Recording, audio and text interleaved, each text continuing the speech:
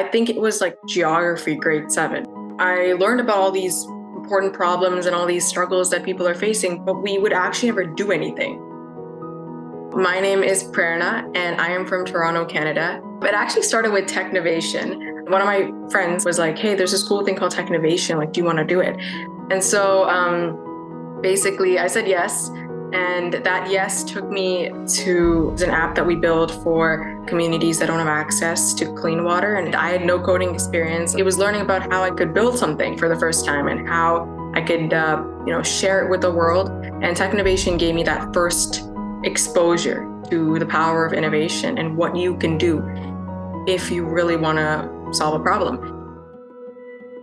But I wanted a more stable, more concrete technical foundation. And so I decided to kind of venture into artificial intelligence.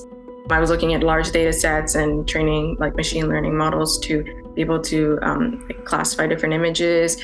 So I kind of got into brain tumor classification later that year. And I just kind of kept trying things. A lot of it was trial and error. And that took me later to meeting with Diana. We both kind of were very interested in AI, especially AI in healthcare. That took us to basically Project HeartScope, which is a collection of machine learning models for cardiovascular disease and condition diagnostics.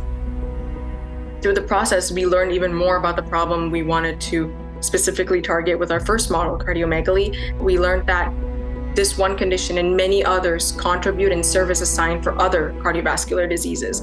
And there's only a decreasing number of experts in the area. And a lot of the underdeveloping countries don't have those experts either. And so these kind of systems would be very helpful for those communities. And so that was the idea, and we wanted to bring health tech and healthcare access for all. We wanted to be part of that solution, and we wanted to see what we could do to contribute.